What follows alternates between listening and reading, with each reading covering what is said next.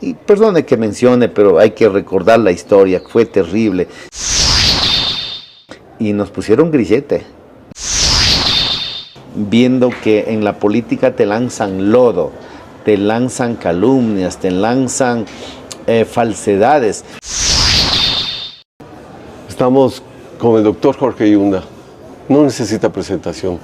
Un personaje de la capital ecuatoriana, a pesar de no haber nacido en ella, ha hecho tanto por esta ciudad y hemos venido agradeciendo de antemano la oportunidad que nos brindas de conocer un poco más de este hombre, de este médico. Buenos días, Jorge. ¿Qué tal? Hola, don Guille, qué gusto saludar a todos, además los amigos que están en este podcast.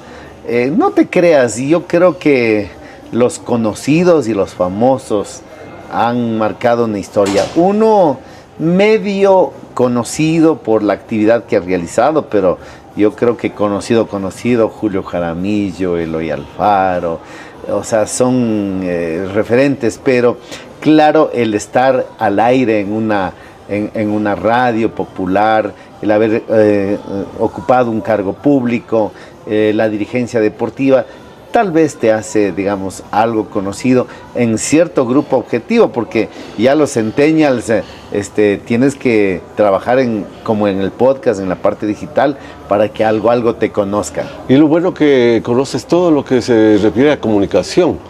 El hecho mismo de abrir puertas a todos los estratos, en este caso el público cautivo que yo pueda tener, es importante para un proyecto, es importante para darse a conocer y se agradece que se hayan abierto estas puertas. Hoy en día la comunicación digital es todo. Ya en el celular tienes absolutamente todo, ¿no? Y qué bueno que te hayas decidido hacer este tipo de contenidos, porque tú eres, y te conozco de hace larga data, y eres uno de los camarógrafos preocupados de la iluminación, de la fotografía, y has trabajado para grandes medios tradicionales, y qué bueno que ahora con la tecnología digital tú estés generando un contenido, entrevistando gente, conversando, y todavía desde un punto más afable, ¿no? Porque es desde conocer profundamente a las personas. Sí, de hecho, no sé si recuerdas cuando nos conocimos la primera vez, nos presentó Patricio Díaz en Alemania. Gran amigo Patricio Díaz Guevara, que viajó por todo el mundo. Tuve el gusto de compartir con él casi 20 años el micrófono.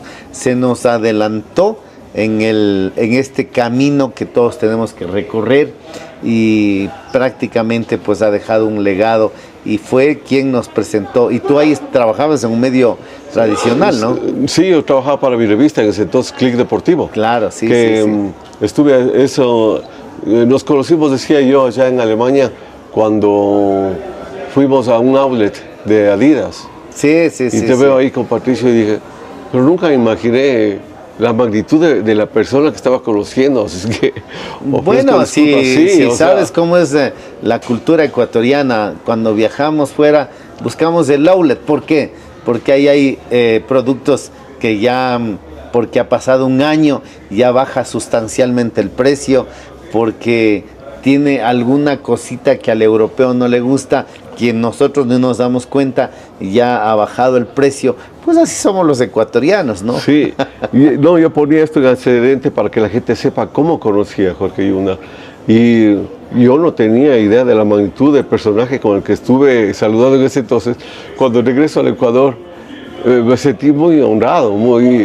Sí, que bueno, gracias por tu cariño, pero como te digo, lo que hemos hecho es tal vez ser un poco visibles en la comunicación, ser visibles en la dirigencia deportiva, en el paso por la política, que la política es muy compleja en nuestro país, en el mundo entero, pero que creo que más en nuestras realidades, seguramente por las circunstancias que tiene la economía, la parte de estabilidad jurídica y política, a veces nos ponen en el saco a todo mundo, y per se de ser algo relacionado a la política ya tienes resistencia en cierta parte de la población, ¿no? Pero aquí estamos para compartir y contestar tus preguntas. Mi madre decía, el tiempo te dará la razón. Ah, sí.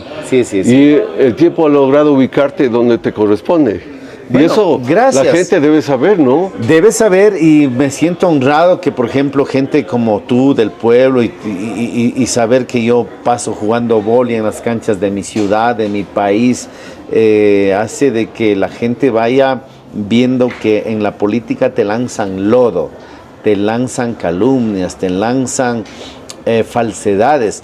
Nada de eso se comprueba, ¿no? Y nada de eso se ha probado. Y ahí es en donde tú puedes caminar por las calles y la sin gente guardaespaldas. Sin guardaespaldas, y la gente dice, bueno, el ataque político es atroz, y así es en nuestro país. Te dicen cualquier cosa, no prueban nada, te denuncian, sales en grandes medios de comunicación, cuando llega la justicia no se prueba nada, y ahí es en donde te vas adesentando, y creo yo, te vas fortaleciendo. Porque sí, claro, pero qué costo, ¿no? Sí, porque está duele, la familia de por medio, está tu billetera de por medio. Duele, la familia es la que sufre, porque quien decide entrar a la política es uno. No decide mi hijo, no decide mi mamá, no decide mis hermanos, pero ellos y la familia sufre. Pero creo que son los riesgos que tomamos siempre en función de un pueblo. En función de hacer algo por nuestro pueblo, que ojalá se pueda hacer, ojalá dejen hacer, porque aquí la política en lo ecuatoriano es ni hacen ni dejan hacer, desgraciadamente es así. Pero verás, aquí debemos ser un símil. No sé si tú has hecho un comparativo, y no sé si te llega a gustar este comparativo. Verás, al personaje que yo tengo en mente, le dijeron que era una leyenda viviente. Y alguien dijo, soy testigo en primera persona de esta leyenda viviente. Yo contaré a mis nietos, cabalgué junto a él. Un hombre cercano, de confianza, que llega. Tú llegas con una persona que te vino a buscar para decir, mire, yo te voy a apoyar en la campaña y todo. Y la misma traición, en la misma magnitud. Ahora, ¿a dónde quiero llegar? Hace una especie de lawfare. A ti te chantan un problema que no probaron y se dice un papel que en algún momento mostraste que lo decidieron porque eras un estorbo político para alguien. Es que lamentablemente, te digo, en la política no hay amigos, solo hay intereses. Un viejo político ecuatoriano decía que en estas esferas es capaz de freír granizo. Imagínate, sí. así lo decía, ¿no? Claro. Freír granizo.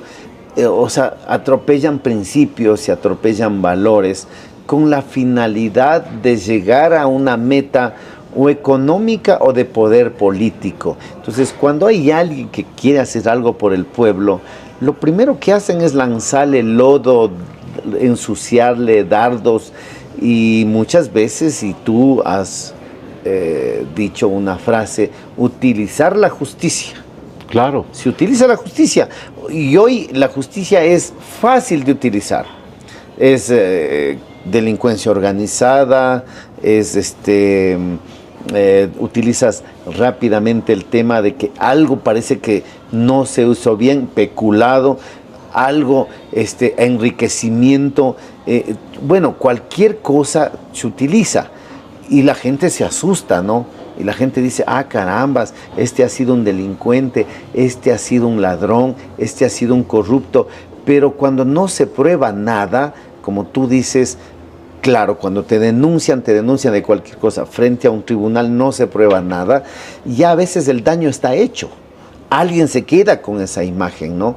Y sobre todo creo que eso hay que ir madurando en nuestro país, hay que ir adecentando, porque yo sí considero que la política es válida para luchar por los ideales de tu ciudad, de tu provincia, de tu país. Es importante lo que dices, porque no dejas de lado el reto. O sea, de lo que puedo colegir, estás dispuesto a afrontar cualquier responsabilidad si se presenta. Y sí, hay que capital político, cara, ¿no? Hay que dar la cara. Mira que yo ocupo un cargo público en la amenaza más grande que tuvo la humanidad, que es la pandemia. y hacerme cargo de una ciudad de 3 millones de habitantes en donde tuvimos que lamentar, fíjate los números, 3.800 muertos aquí en Quito. A 700 diarios en Guayaquil. A 700 diarios en Guayaquil y a llegar a 130.000 el total de hermanos guayacos que padecieron y perecieron en esta pandemia. Eso me permite a mí dormir tranquilo. Sin embargo... Pero no te perdonaron. No me perdonaron porque como sube tu popularidad, no te perdonan, piensan que ya vas a ser presidenciable, y los otros que estaban pensando en presidente te mandan los dardos, te mandan la justicia, te mandan las denuncias, y déjame decirte, soy comunicador, lamentablemente también te mandan los grandes medios de comunicación a empañar, a ensuciarte. Cuando estaba haciendo el símil. Así es. Te digo, es el mismo relato, ¿no? Se van contra los medios que no te van a permitir, Teleamazonas, Ecuavisa, cualquiera que esté fuera. Pero tú también lo has hecho en su momento, porque no te dieron espacio. Al menos como político nunca te permitieron, nunca. O como candidato. O sea, si a mí me invitan y yo puedo debatir con cualquier opositor, créeme que este yaminguito ecuatoriano está para charlar de tú a tú con cualquier periodista. Pero lo triste es que no te invitan, solamente te lanzan lodo y no puedo contrastar, ¿no? Inclusive te cuento una anécdota en Ecuavisa. Me invitan al programa dirigido por el señor Rojas, que se llama Políticamente Correcto. Me invitan, chuta, digo raro porque nunca me invitaban. Y ya una vez que confirmaron mi invitación, me había puesto un ternito para salir por respeto a la teleaudiencia formal, me suspendieron. Me llamaron a decir que no vaya porque solamente van a hablar mis opositores. No me van a dar chance a mí a sentarme ahí a debatir con los otros. Pero algo que me ha gustado a mí de ti es que no has seguido la corriente. Esto, por ejemplo, fue una cátedra, ¿no? Que en silencio, en una cancha de vóley, vencer a un contendor sin que nadie preste atención, y mientras todos peleaban por acá, a la medianoche ya teníamos el alcalde, y una fue una como sorpresa para los que no sabían lo que se venía. Sí, eso también es, digamos, parte del acercamiento que uno tiene con el pueblo. Claro, cuando uno comienza una lid electoral, yo no tenía posibilidades. El general Moncayo tenía como 78% de posibilidades. Prácticamente era el alcalde. Nuevamente hago caer en cuenta, ¿quiénes hacen esas encuestas? Gente manipulada. Gente que intereses. Cobra dinero para hacerle creer a alguien que él va a ganar, cuando en la realidad del pueblo fue que el general Moncayo quedó tercero, ¿no? Así fue. Y claro, también debemos madurar democráticamente, no creernos todo lo que dicen las encuestadoras, o saber quién está detrás de esos intereses de una información falsa que trata de manipular la opinión pública. Pero esa llegada que tienes con el pueblo, con la vendedora del mercado, con la que vende alrededor de la cancha de vóley. Eso es innato, no es una llegada, porque soy de esos estratos. Naces de ahí. Nazco de ahí, vivo ahí, sigo ahí, entonces para mí es natural. No es que en campaña yo voy a un mercado, yo voy todo el tiempo, he vivido cerca de un mercado. No es que en campaña ayudo a un perrito, toda mi vida he ayudado a los animalitos. No es que en campaña hago deporte, toda mi vida he hecho deporte. Entonces eso es innato. Yo creo que el ser auténtico también la gente va sintiendo, va sintonizando. Y ese es un capital político que tienes a tu favor. Es un capital personal. Que no se puede endosar, pero es político, ¿no? Político no sé, porque ya te digo, la política es bien difícil en nuestro país. Yo pasé por la política, debo reconocer que salvé una ciudad de 3 millones de habitantes, duermo tranquilo, nunca estuve involucrado en un dólar mal habido dentro o fuera del país. A Yunda no se la ha encontrado en Pandora Papers, Panama Papers, INA Papers, millones de dólares. O sea, yo ando aquí y eso para mí es un patrimonio de llevar la frente en alto, ¿no? Siempre han sido ataques políticos nada más, pero muy difícil que yo vuelva a pensar en un tema político, porque es lamentable cómo se ataca aquí cada vez que eres candidato de algo, te atacan los detractores, y no es un ataque limpio, no es una pelea limpia, no es un juego con reglas marcadas, es un juego sucio, ¿no? Ese es lo lamentable de nuestra política. Y lo que está pasando en el país, ya la voluntad popular no tiene el reconocimiento, no tiene valor. Porque la justicia puede hacer lo que quiera, si por encima de que quiera. Si te eligen a ti y al TCE no le da la gana de que ocupes el cargo, te votan. O a la justicia. O como en tu caso, fuiste alcalde y lograron dejarte fuera. 13 concejales. No fue el pueblo, ¿no? No fue el pueblo. Pero... Entonces, claro, los 13 concejales se dividieron el metro, las empresas y todo lo demás. Entonces, eso queda escrito en la historia. Eso para mí también es importante que la gente conozca al pasar el tiempo. A eso me refería. La historia te va ubicando en el sitio que te corresponde. La historia te va adecentando. Yo digo, en el colegio uno estudia que todo cuerpo tiene su densidad, ¿no es cierto? La maderita queda acá arriba, algo menos pesado acá, y el pesado va al fondo. En la política es lo mismo, ¿no? El tiempo te va desentando, cada quien se va ubicando en sus sectores, y hay gente que ya está en la basura de la historia de la política ecuatoriana. Pero definitivamente has logrado patear el balde, porque ¿cómo me atrevo a pedirte esta entrevista? Yo conozco a un hombre y conozco su origen, porque has contado, han habido bonitos reportajes que te han hecho y todo, pero hasta ahora nadie te ha hecho volando. Y tú vuelas ya y estás volando, o sea, te pusieron un grillete para atarte a la tierra. Sí, y tú te subes de un avión para avanzar lejos. ¿Y qué sientes arriba cuando estás volando? Mira, nosotros luchamos por la pandemia aquí en Quito. Acá nunca hubo las imágenes dantescas de Guayaquil, y perdone que mencione, pero hay que recordar la historia, fue terrible, y están ahí las cifras, ¿no?, epidemiológicas. Y acá me junté con la científica Linda Guamán, con la salubrista Jimena Barca, con intensivistas, emergenciólogos, virólogos, microbiólogos, y nos pusieron grillete. Porque salió en un medio de comunicación, en Teleamazonas, del señor Fausto Yepes, precisamente el nombre. Dijo que las pruebas con las que luchamos con la pandemia habían sido baja sensibilidad y baja especificidad, ¿no? Baja, no dijo nulas. Y de ahí los señores de la posta posicionaron que eran pruebas chimbas. O sea que compramos pruebas chimbas y que les engañamos a la población. Hay que ponerles grillete. Nunca demostraron aquello. De hecho, salvamos muchísimas vidas aquí en Quito. Y esa es la situación que el tiempo va dando a conocer quién. Y en Guayaquil, que hubo 130,000 muertos, y los cadáveres regados en las veredas, en los carros, en las camionetas, no había un tanque de oxígeno, fosas comunes, se enterraba en fundas plásticas. Nunca pusieron grillete a nadie, para que te des cuenta, ¿no? Sí, claro, o sea, los unos tienen respaldo político, y tienen jueces, fiscales, y tienen todo en la judicatura, y el otro, claro, no tiene este respaldo, entonces se le cae con todo el peso de la ley. Pero aquí estamos. En buena hora, pero y a lo que tú dices, lo de piloto, sí, pues a esta edad, a mis 59 años, decidí estudiar para piloto. Desde niño quise ser piloto, y gracias a Dios espero sacar mi licencia muy pronto. A eso es lo que me refiero. Lo que has venido haciendo lo has logrado. Primero, desde la infancia has tenido una visión. Me imagino, para que tengas esa ambición, después de una visión, y que lo desees tanto para alcanzarlo, lo logras. No muchos hombres pueden lograrlo y alcanzarlo.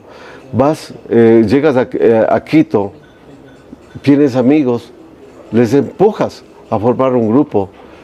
Y por eso me imagino que en Zairo la H está en el medio, porque es de Homero y que estás en el medio. Bueno, tú que eres del pueblo conoces mucho de mí, ¿no? Zairo es una agrupación que acaba de cumplir 37 años, y yo veo que los jóvenes, inclusive niños, cantan canciones de Zairo. Yo fundé esa agrupación con 5 directos amigos que tengo la amistad de ellos en el barrio San Roque, ¿no? Y claro, la H es de Homero, mi nombre, Jorge Homero, pues Zairo significa Saúl, Aníbal, Homero, Isabel, Rodrigo, Osvaldo.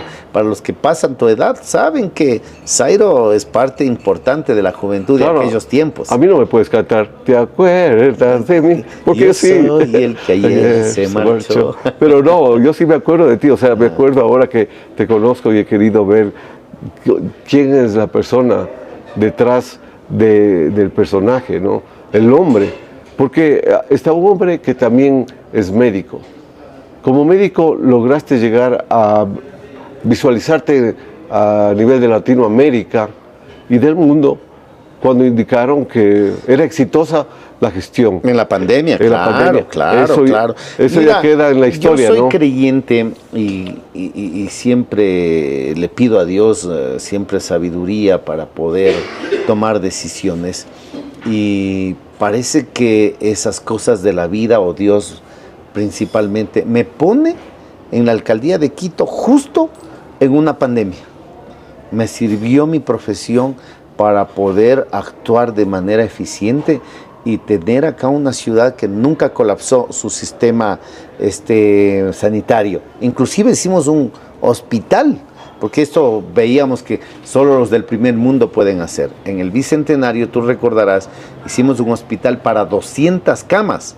Ya se desmontó, ¿no? Pero durante la pandemia ese hospital funcionó con cuidados intermedios.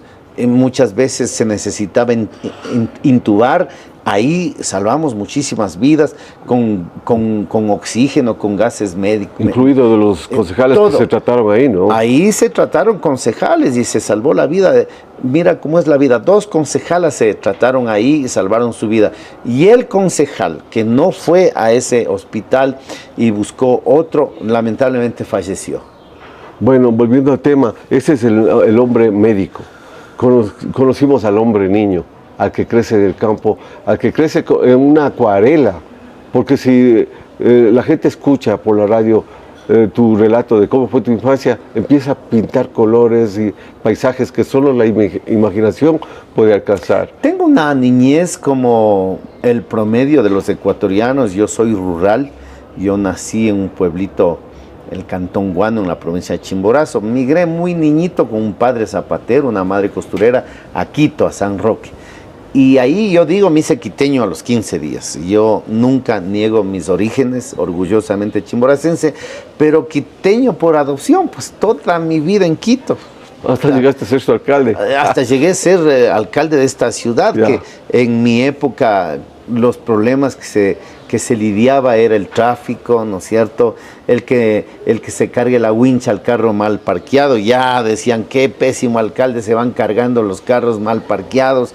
El tema de el bache, de poderlo atender, pero hoy Quito enfrenta graves problemas: sicariatos, balaceras, secuestros, vacunas, enfrenta problemas de inseguridad, pero nunca antes vividos. Mira cómo es la vida, ¿no? Y hoy parece que más bien estamos normalizando la situación que está pasando. Y esto derriba en un tema económico, negocios quebrados. Ya nadie quiere invertir en Quito, nadie quiere crecer, desempleo, subempleo, informalidad. Son graves problemas que ahora enfrenta la capital. Si te hubieran dejado seguir siendo alcalde, si te hubieran dejado terminar, ¿qué obra es la que visualizaste para tus electores? Mira, yo tenía un plan de trabajo para los 4 años. Nunca en ese plan estaba contemplado una pandemia. Y de hecho, no puedes estar tú pensando en hacer un túnel aquí para conectar unos teleféricos para la ciudad, conectar y aliviar el tráfico, expandir el metro, porque el metro tiene que expandirse. Todo eso estaba previsto. Pero no puedes ponerte a pensar frente a una amenaza de que era la vida de los quiteños la pandemia. Entonces nos pusimos a trabajar. Entonces yo estuve como 8 o 9 meses desarrollando recién un plan de trabajo, y de ahí cayó la pandemia y ahí estuvimos todo el tiempo ocupados en salvar vidas, ¿no? Eso la historia lo conoce y el pueblo debe saber, porque muchos dicen, ¿qué túneles hizo Yunda? No pude hacer, pues estaba en una pandemia. y tampoco me arrepiento, No, y qué sé yo, dedicarme a hacer un parque y dejar que las vidas se pierdan, eso tampoco lo hubiese hecho. Y no te dejaron terminar. Además, no dejaron concluir un periodo. Eso, ¿no? Te decía, ha sido un poder sistemático que ha logrado hacer esto aquí en el Ecuador especialmente, también pasó en Brasil, en otros lados, de que sistemáticamente han ido eliminando a quien ostenta el favoritismo del pueblo. Te digo, sí, en este caso, y no te dejaron terminar. Ahora están buscando no dejar terminar a otro alcalde también, sea bueno o sea malo. ¿Tú estás de acuerdo con eso o cómo ves eso? No, nunca voy a estar de acuerdo. Mire, la democracia se nutre y su fiesta más grande de la libertad está en las urnas. Si tú quieres elegir una autoridad, por pequeña o grande que sea, lo eliges democráticamente en las urnas. Y si el pueblo elige en las urnas, tiene que respetarse esa voluntad. Que no me cae, que no es de mi línea ideológica, bueno, lucha para que también puedas convencer a un electorado. Pero quien es electo en las urnas debe terminar su periodo. Y se debe juzgar en las urnas si hizo un buen o mal trabajo. Porque ahora inclusive ya ven que ya huelen que tienes apego popular, te quitan los derechos políticos. A eso me refiero. A eso dice, quitando los derechos políticos ya no puede ser candidato, entonces se elimina y dejan que otros, que de su ideología, de su aceptación, pero vayan a las elecciones. ¿Quiénes son los que hacen esto? Quisiera saber. O sea, hay un círculo de poder alrededor del poder. Pero los grandes intereses de gente que vive del Estado, que tiene grandes contratos con el Estado. Ideológicamente que no te pueden ver alguien del pueblo sentado en un sillón de autoridad, ¿no? Pero eso, no te podría decir, está hablando desde el resentimiento. No, pero mira, el resentimiento a mí no me queda más allá de lo que pasó. Ni siquiera guardo rencores ni venganzas a nadie. Pero no te corresponde a ti, sino al pueblo de Quito, a nosotros que queríamos tener un alcalde que dure, que aguante y que trabaje. Bueno, y que trabaje. Y esto no es de izquierda ni de derecha, no, o sea, que se trabaje por lo más vulnerable, no por lo que más se necesita, por generar oportunidades de trabajo. No se trata de dar el pescado, sino de enseñar a pescar a todos los que podamos desarrollar oportunidades. Eso me parece que es importantísimo, pero les estorban, ¿no? Mira, si tú averiguas y como periodista y la gente averigua quién maneja el metro de Quito, ellos estuvieron detrás de mi salida. ¿Por qué? Porque son 200 millones de dólares de mantenimiento y una obra que cuesta 2.009 millones de dólares. Entonces, cuando yo quería que el metro sea manejado por los quiteños, que aprendamos nosotros a aplazar un botón, a accionar una palanca, porque somos capaces los ecuatorianos, y contratar una empresa que nos venga a enseñar, no les gustó. Entonces ahora contrataron a los extranjeros con ecuatorianos que manejan el metro y ellos son los que se llevan los 200 millones de dólares, dejando a los ecuatorianos sin esas plazas de empleo. Y quedándose estas empresas o esta gente que sigue manejando esto, teniendo el poder de, ¿cómo te puedo decir?, influir en la administración, claro, y continúan per seculum seculorum. ¿Qué es lo que buscan? Porque están alineados con los grandes medios de comunicación, con los grandes poderes judiciales y todo lo demás.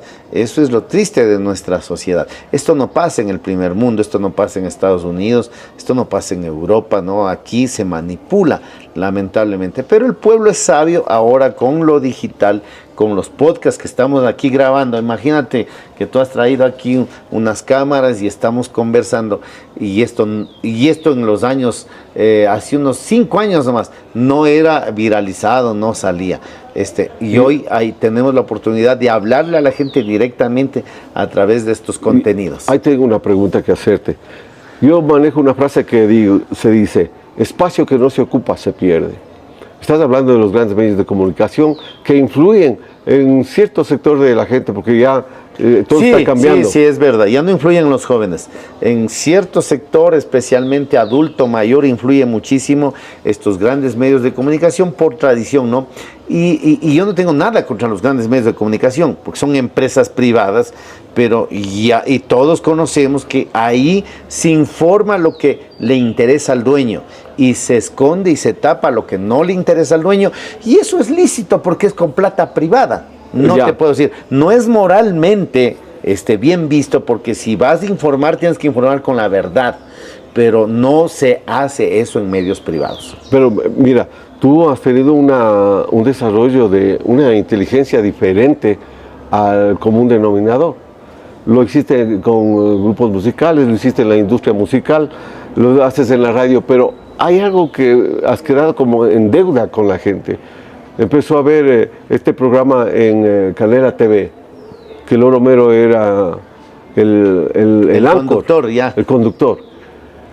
Y de pronto se ha enfriado. Por eso te decía, espacio que no se ocupa, sí, pero también ahora, son ciclos. Sí, por lo que puede haber costado es hacer eso. No sé yo por qué se terminó. Pero en ese ciclo, teniendo ese espacio, ¿se podía continuar? ¿O esa nómina que tú manejas es demasiado grande? Es un ciclo. La televisión también ha sufrido muchísimo ya deterioro por el tema digital. Tú vas a YouTube, vas a cualquier plataforma, tienes contenidos y gratis para ver películas, documentales. La televisión tenía su auge en los años 70, en los años 80, y de ahí con la pandemia que aceleró esa brecha digital y que hoy todo lo tienes acá, veo ya muy desgastado. No así la radio. La radio todavía en Quito, por ejemplo, está en 700,000 vehículos. En hora pico están sintonizando radio. La radio es gratis, no necesitas paquetes. La radio tiene más cobertura. Por ejemplo, sales de aquí un poquito al Cerro Pichincha y ya no hay internet, pero está la radio ahí funcionando. Entonces creo que el medio de comunicación que va a sobrevivir, recién hubo un apagón en Europa, 7, 8 horas de apagón y pensaron que era el fin del mundo, ¿no? Como nosotros nos aguantamos 14 horas diarias, ¿no? Pero ellos pensaron que ya se acaba el mundo. Bueno, y no podían informarse. ¿Sabes cómo se informaron? Por la radio. Pero escúchame, no todos aguantaron. Son los que tenían plata, empresas que aguantaron. Por ejemplo, mi hijo tenía un emprendimiento ¿Quebró? No. Sigue luchando, pero los apagones se afectaron. No, claro. No, estoy diciendo en el sentido, claro, los apagones, a nosotros que trabajamos en eso fue un tema, pero lapidario, y miles de negocios se cerraron. Dios quiera que nunca más se vuelva a dar esta situación de crisis energética, ¿no? Que es lo básico que pedimos en un país: tener agua, tener luz, es lo básico. Y aprovechando que tenemos esta maravilla, este angelito aquí. Los perritos son recogidos, estos de la calle, ¿no? Sí, eso quería. Ese es un tema que ya para ir terminando quería tratar contigo. Tú eres una persona animalista. Sí. Desde niño, desde que me crié en un entorno natural, yo soy un recogedor de perros de toda la vida. Pero ¿es eso lo correcto? Porque mira, yo hice una entrevista a la gente que protege al cóndor. Uno de los grandes problemas es el perro suelto, ¿no? Sí, por eso te digo, es un tema conjunto. Yo soy un recogedor de perros porque el perro no está ahí suelto porque quiere, es porque un ser humano lo abandonó. Entonces luego se hacen las jaurías ferales y atacan a la fauna silvestre. Entonces, ¿qué mejor que una ciudad esté totalmente controlado su tema de fauna, en este caso urbana, ¿no? Que es el perrito, el gatito, ¿no? Para que no se afecte la flora y la fauna silvestre. Entonces hay mucho para hacer en esa materia, pero yo te hablo que soy un recogedor de perros porque es posiblemente el más visible del maltrato animal, es el perro. Y cuando caminas por las calles ves atropellados en las avenidas, a mí sí me afecta, y cada vez que puedo salvar una vida de un animalito, tenemos aquí una fundación con amigos y quiero agradecer a los veterinarios que me ayudan. Hacemos colecta para hacer operaciones, para esterilizaciones, para vacunas, desparasitación, y en la radio anunciamos a los cachorritos a veces que lo abandonan y logramos ubicarles un hogar. ¿Pero tienes algún proyecto, algún plan para esto? En el tema animalista. En el caso hipotético, como decía León Correa, en supuesto no consentido. Supuesto, ¿no? Con sentido de que algún momento tenga la oportunidad. Sabes que yo presenté un proyecto aquí en Quito, hicimos una ordenanza de bienestar animal que es icónica en el país y en Latinoamérica, ¿no? Es una muy avanzada ordenanza en favor de los derechos de los animales y fundamos 3 unidades de bienestar animal que hasta ahora funcionan bien. Es la UBA, Unidad de Bienestar Animal, y lo que quedó pendiente es un santuario que lo teníamos ya presupuestado y ya hecho los estudios de su construcción, además con un gran hospital veterinario docente, es decir, que los fondos de los quiteños sirvan para tener un gran santuario de la fauna urbana. En Calacalí estaba hecho, y además tenga academia de veterinarios ahí, o sea, para ayudar al conocimiento de los veterinarios. Lamentablemente eso quedó trunco por los miserables intereses de este concejal que entró por la ventana y que después ya ninguna autoridad lo ha retomado. ¿Y alguna campaña pensada, como eres un gran comunicador, una campaña pensada a educar a la gente, a hacerle que estas personas no se sientan bien como con solo, por decirte algo, recoger o sí, llevarlo a casa, sino de que a la gente que, no sé si has visto en Llano Grande, le cogen y le ponen al perrito la mano en la pata para que vaya en 3. No sé si has visto, hay cosas que hay que entrar en la gente, ¿no? La crueldad humana siempre es un tema muy difícil de entender. ¿Cómo se puede hacer esto con educación? Que en las escuelas se enseñe bienestar animal, que en los colegios se enseñe bienestar animal, que visitemos el zoológico de Guayabamba. Ese es el mejor ejemplo de la crueldad animal, porque los animales están ahí por el tráfico de animales, ¿no? No es que el zoológico ha capturado animales para tenerlos ahí, sino que los han rescatado.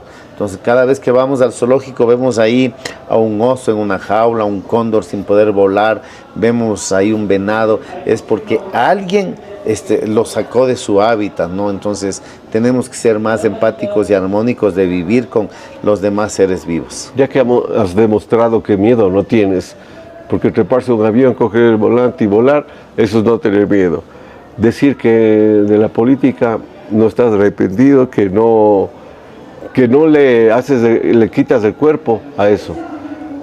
Bueno, del fútbol hablamos luego, pero en política, ¿tenemos la esperanza o el pueblo quiteño debe esperar algo más de Yunda o el pueblo ecuatoriano en general? Mira, por el momento estoy preocupado, como todos los ecuatorianos, en sacar adelante mi empresa. Tengo una empresa de más de 25 años, es una empresa familiar en donde generamos más de 400 plazas de empleo a nivel nacional. Tú conoces nuestras actividades, o sea, estamos en todo el Ecuador y estamos luchando para mantener esas plazas de empleo. Hemos hecho una serie de recortes en todo lado. Antes poníamos papel higiénico doble hoja, ahora ponemos una sola hoja, con la finalidad de que sigamos luchando en este país, ¿no?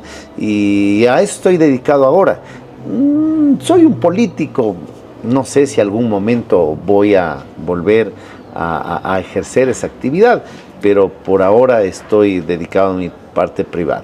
Eso es otro símil que yo puedo detectar con el personaje que te decía, que para que tú puedas saber, ¿no?, qué es lo que has hecho bien o qué es lo que has hecho mal. Este símil es que a periodistas, colegas míos, deportivos, que yo los conozco muy cerca, ellos disfrutaron de ser pagados dignamente, como en su tiempo los policías, profesores y médicos también disfrutaron de ser pagados con dignidad. A esos símiles me refiero, pero no les dejan. ¿No te da miedo que quieran sacarte del juego? Mira, el temor, el miedo siempre existe, pero cuando trabajas y obras bien, y esto seas creyente o no, el que hace el mal, recibe el mal.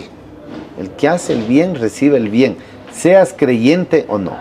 Yo nunca he destinado un solo minuto de mi vida a joderle a alguien. Más bien si le he podido ayudar, si le he podido tirarle un centro, darle una mano, pues siempre yo he sido de esa filosofía, ¿no? Yo creo que hay que seguir luchando en este país, hermano. Este país es maravilloso, este país tiene todo. Sí habrá la posibilidad de que haya estabilidad política, que haya seguridad jurídica, que es lo que tiene el primer mundo, seguridad jurídica. Acá la justicia es al de poncho con todo y al de cuello blanco está un poco más y le tapan todo. Bueno, ya en el deporte, yo sé que eres de Nacional, pero me interesa saber qué opinas del partido que se viene con Brasil el jueves y de la manera que el técnico está dando oportunidad a la gente joven. No soy un especialista en el fútbol, pero soy un aficionado, fui dirigente deportivo, tuve el gusto de ser el primer presidente civil de mi querido Club Deportivo Nacional, que sigue pasando por horas difíciles por el tema económico, ¿no? Porque ahora el fútbol es plata, el fútbol es chequeras. Pero déjame decirte que yo en los años 70, en los 80, se enfrentaba Ecuador a Brasil, ni nos interesaba, ni nos poníamos la camiseta porque sabíamos que era día 6, mínimo, o sea, lo más barato que sacábamos es que nos ganen 4-0, ¿no es cierto? Ha cambiado muchísimo el fútbol. Hoy tenemos jugadores que ya, el primer ecuatoriano que campeón en la Champions League, otro ecuatoriano en Conference League, ecuatorianos que están en Europa. Entonces hoy nos vamos a parar tieso, ¿no? O sea, en Guayaquil este jueves la selección se va a parar tieso. Cierto es que ya no tenemos la ventaja de la altura, porque traemos a jugar a Quito para mermarle el 10% de la capacidad pulmonar al rival. Entonces, ahí los brasileños van a estar como en casa, pero los ecuatorianos también van a estar ahí disfrutando de ese maravilloso clima de Guayaquil. Más allá del resultado, puede ser que perdamos con una mínima diferencia. Yo creo que le vamos a sacar un empate, pero le vamos a jugar de tú a tú al pentacampeón. Además, la selección brasileña, esta no es la de las grandes figuras. Entonces, pero eso también puede jugar en contra, porque dice, van a venir con todo a quererle ganar a Ecuador. Pero nos vamos a parar duro y yo aspiraría que vamos a tener ahí un empate que sería importante. Estamos teniendo unos climas maravillosos en Quito, pero las lluvias se han alejado. Sí. Demos fin a este Muchas gracias, don Guille, qué gusto verte ahora en esta nueva faceta. Programas como los tuyos nos permiten darnos a conocer un poquito más a la gente de a pie. No, yo te quiero agradecer porque no me imaginé nunca que me ibas a aceptar la entrevista.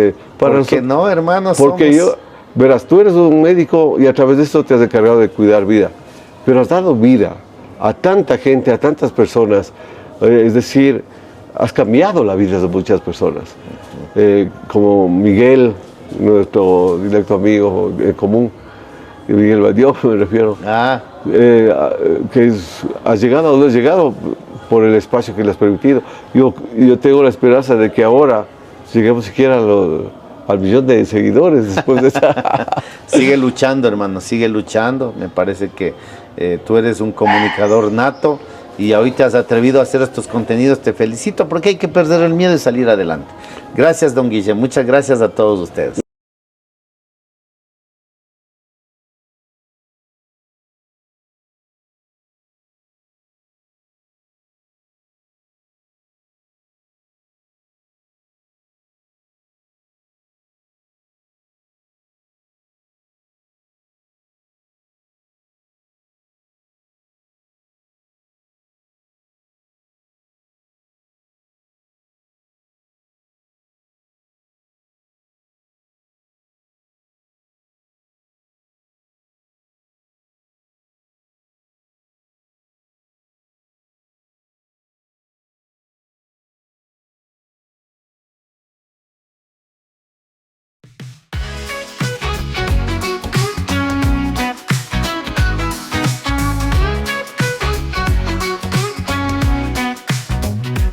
Hago de mi cámara